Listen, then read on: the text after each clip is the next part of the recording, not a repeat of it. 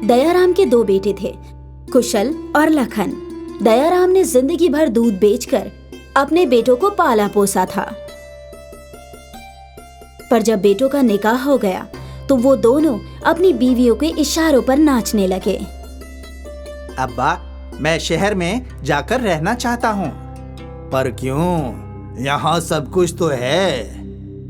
मुझे मेरी जिंदगी बेहतर बनानी है और यहाँ इस गांव में मुझे नहीं लगता कि वो मुमकिन है, इसलिए मैं शहर जाना चाहता हूँ। ठीक है, जैसी तुम्हारी मर्जी।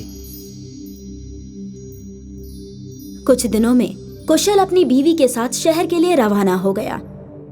अब दयाराम अपने छोटे बेटे और उसकी बीवी के साथ रहता था। सब कुछ ठीक था, पर धीरे धीरे लखन और उसकी बीवी के जहन में भी शहर जाने का ख्याल घर कर गया। भाईजान की तरह मैं भी शहर जाना चाहता हूँ। बेटा, अगर तू भी चला जाएगा तो मैं तन्हा हो जाऊंगा।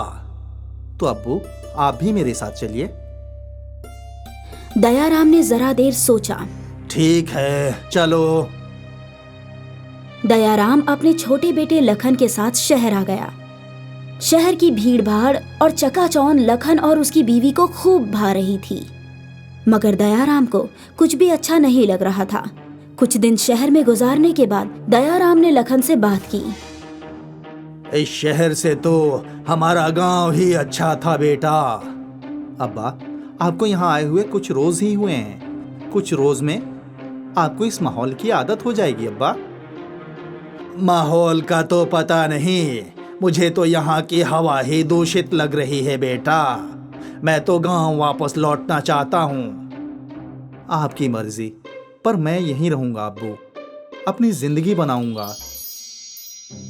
ठीक है, तो फिर मैं अकेले ही लौट जाता हूँ। पर आप वहां तन्हा कैसे रह पाओगे? आपका खाना वगैरह सब कुछ कैसे हो पाएगा? तो फिक्र मत कर बेटा, मैं उसी गांव में जिंदगी भर रहा हूँ। मैं अपना देख लूंगा। तू बस अपना ख्याल रखना, खुश रहना, हमेशा खुश रहना बेटा। अपने बेटे और बहू को दुआ देकर दयाराम गांव की ओर चल पड़ा। अब जब वो अपने घर पहुंचा तो वो बिल्कुल अकेला था। पूरा घर वीरान था।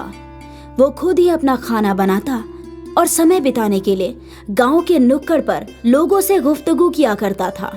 क्या हुआ दया, तू तो शहर गया था? मैं तो सोचा था कि तू वहीं रहेगा। सोचा तो वही था, पर मुझे शहर की हवा रास नहीं आई। वो भीड़ भाड़, चकाचौंध, वो सब अच्छा नहीं लगा। पर अब तो तू यहाँ तन्हा हो गया है। हाँ, हो तो गया हूँ, पर सोच रहा हूँ क्यों ना मैं दूध का कारोबार फिर से शुरू कर दूं। काम करूंगा तो तन्हाई महसूस नहीं होगी। ये तूने अच्छी बात की। चल चलते हैं, तेरे लिए भैंस खरीद के ले आते हैं। मैं भी तेरी मदद कर दिया करूंगा। दयाराम और रामचंद्र भैंसे खरीदने चले गए। मंडी में दयाराम को 3 काली भैंसें पसंद आई और उसने वो तीनों भैंसें खरीद ली। 3 भैंस काफी है ना? बहुत हैं। दयाराम और रामचंद्र ने उन तीनों भैंसों को दयाराम के घर के बाहर बांध दी। अगली सुबह रामचंद्र दूध दूहने आया। उसने दूध दूहना शुरू किया। उसकी बाल्टी जल्दी ही भर गई। उसने दूसरी बाल्टी लगाई, वो भी भर गई, फिर तीसरी, और ऐसा करते करते उन लोगों ने 15-16 बाल्टियां भर ली। ये क्या? ये तो दूध की नदी है, दूध रोक ही नहीं रहा है। हाँ, अब तक तो एक ही भैंस का दूध निकाला है, बाकी 2 बची हैं। दयाराम ने दूध की बाल्टियां बड़े बड़े ड्रम्स में उड़ेल दी। वो बाल्टी उड़ेलता जा रहा था और रामचंद्र दूध दूहे जा रहा था। जल्दी ही ये खबर पूरे गांव में फैल गई और फिर कुछ न्यूज चैनल वाले रामचंद्र और दयाराम के पास इंटरव्यू लेने आए। ये कैसे मुमकिन है सर? कैसे मुमकिन है ये तो हमें भी नहीं पता। हमने इन तीनों भैंसों को कल ही खरीदा था। और आज ये तीनों भैंस दूध की नदियां बहा रही हैं। हम दोनों दूध निकालते निकालते थक गए, पर ये भैंस तो दूध देना बंद ही नहीं कर रही हैं। तो देखा आपने, इन तीनों भैंसों ने दूध की नदियां बहा दी हैं। दयाराम जी और रामचंद्र जी की ये भैंसें जादुई भैंसें हैं। सर, अब आप इनका क्या करेंगे? सोच रहा हूं कि भैंस का दूध निकालने के लिए मशीन लगवा लूं। ये सुनिए, रामचंद्र जी और दयाराम जी मशीन लगवाने वाले हैं। वो दोनों दूध निकालते निकालते थक चुके हैं। ये खबर इतनी फैली कि लोग दूर दूर से 3 जादुई भैंसों को देखने आने लगे। रामचंद्र और दयाराम भी मशहूर हो चुके थे। दयाराम के दोनों बेटों ने भी ये खबर सुनी और एक दूसरे को फोन किया। भाईजान, आपने अब्बा की भैंसों का सुना? हाँ सुना, दूध की नदियां बह रही हैं। दूध के साथ साथ भैंसों की भी नदियां बहेंगी। हाँ, इसीलिए सोच रहा हूँ कि बीवी के साथ वापस गांव लौट जाऊं। यहाँ शहर में मेहनत मजदूरी करके थक गया हूँ। वहाँ आराम से जिंदगी जीऊंगा। मैं भी वही सोच रहा हूँ भाई। अगले ही दिन दोनों भाई अपनी बीवियों के साथ दयाराम के पास पहुँच गए। क्या हुआ? तुम लोग यहाँ? शहर रास नहीं आया क्या? वो अब्बा आपकी याद यहाँ लेकर आ गई। हाँ अब्बा, आप यहाँ अकेले इन तीनों भैंसों को कैसे संभालेंगे, इसीलिए हम लौट आए। अच्छा किया। वैसे भी मैं थक गया हूँ दूध निकाल निकाल कर। मशीन वाला आया है, अब वो मशीन लगा रहा है। बहुत अच्छे, अब से हम इन तीनों जादुई भैंसों का ख्याल रखेंगे। हाँ, और अब तुम ही देखो इन तीनों भैंसों को। मैं और रामचंद्र दोनों थक चुके हैं। 3 जादुई भैंसों की वजह से लखन और कुशल घर लौट आए।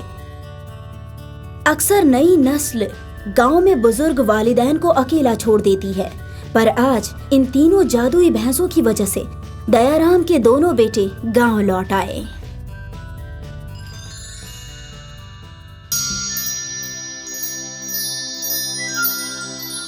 एक गांव में रामू और श्यामू 2 पड़ोसी रहते थे।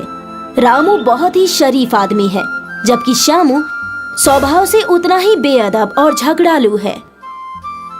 रामू गांव में ठेला लगाकर गन्ने का रस बेचता है और श्यामू हर 10 रोज में अपना कारोबार बदलता रहता है। रामू गांव के एक चौराहे पर आज सुबह अपने गन्ने का ठेला लेकर पहुंच गया और तभी वहां से श्यामू निकल के जाता है।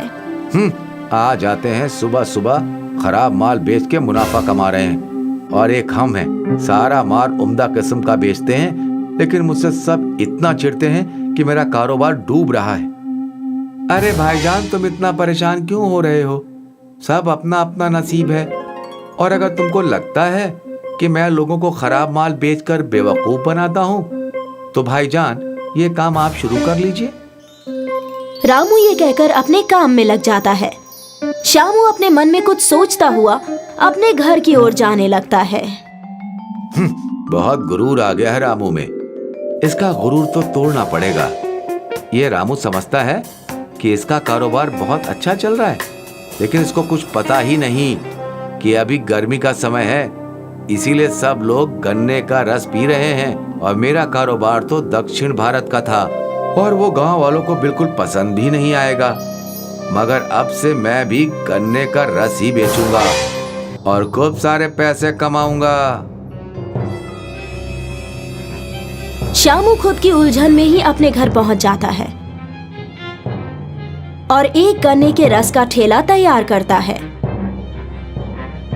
अगले दिन श्यामू भी अपना ठेला लेकर रामू के करीब ही खड़ा हो जाता है। एक आदमी गन्ने का रस पीने रामू के पास आता है। भाईजान, 1 गिलास गन्ने का रस पिला दो। कितने रुपए का है? भाईजान, बिल्कुल ताजा और मीठा रस है, सिर्फ 10 रुपए में 1 गिलास। तभी श्यामू बीच में बोल पड़ता है। 1 गिलास सिर्फ 5 रुपए में जी। जी हाँ, सिर्फ 5 रुपए में, वो भी ठंडा ठंडा खसूसी गन्ने से निकला हुआ रस, जो एक बार पिए वो कभी ना भूले। अरे वाह, कितना सही है। मैं 10 रुपए में 2 गिलास पी सकता हूँ। रामू भाईजान, आप बहुत महंगा दे रहे हैं, आप रहने दो, मैं तो श्यामू से ही लूंगा। दाम कम करो और खसूसियत ज्यादा उम्दा करो। वो आदमी भी रामू की दुकान छोड़कर श्यामू के पास जाकर गन्ने का रस पीता है और बहुत खुश होकर वहाँ से चला जाता है। क्यों रामू, मैंने कहा था ना कि कभी अपने काम पर गुरूर नहीं करना चाहिए। लो, मैंने तोड़ दिया तुम्हारा सारा गुरूर। कुछ दिन ऐसे ही बीत जाते हैं और रामू बहुत मायूस हो जाता है। श्यामू खराब गन्नों का रस निकालता और उसमें पानी डाल देता, लेकिन रामू से कम कीमत पर रस बेचता है, तो सभी खरीदार उसी के पास जाने लगते हैं। एक दिन रामू सुबह सुबह अपनी मायूसी से ठेला लेकर रस बेचने आया, लेकिन आज वो बेमन ही काम पर आया, क्योंकि आजकल उसकी बिक्री होना बंद हो गई थी, तो उसका अब काम पर आने का मन नहीं करता था। लेकिन जैसे ही वो आया, वो देखता है कि श्यामू के ठेले पर बहुत मजमा लगा है। तुमने अपना घटिया माल से हम सबको बहुत नुकसान पहुंचाया है। जिसने भी तुम्हारे यहाँ से गन्ने का रस पिया है वो अब तक बीमार पड़ा है। हम तुम्हें नहीं छोड़ेंगे। सब लोग श्यामू को बहुत पीटते हैं और उसका कारोबार एक बार फिर से बंद हो जाता है। जब मैं मार खा रहा था तो रामू मुझे बचाने नहीं आया। मैं आज ही कुछ ऐसा करूंगा जिसमें रामू भी कल यहाँ गन्ने का रस न बेच पाए। गुस्से से भरा श्यामू कबाड़ में से एक पुरानी गन्ने की मशीन लाता है और उसे रामू के मशीन से रात को बदल देता है। उसे खुद के कारोबार बंद होने का कोई गम नहीं है, बल्कि रामू का काम बंद हो जाएगा उसकी बहुत खुशी है। ऐसा सोचते हुए वो सो जाता है। अगले रोज मुझे ये मशीन कुछ अजीब सी और बदली बदली लग रही है। वैसे इसे कौन बदलेगा? चलो अब इससे रस निकाल कर देखता हूँ। रामू जैसे ही उसमें गन्ना डालता है, उसमें से रस के बजाय सोने के सिक्के बाहर आने लगते हैं। रामू जल्दी ही अपने घर पहुंचा और उसने खूब सारे सिक्के बनाए और उनको पैसों में बदला और शान से जीने लगा।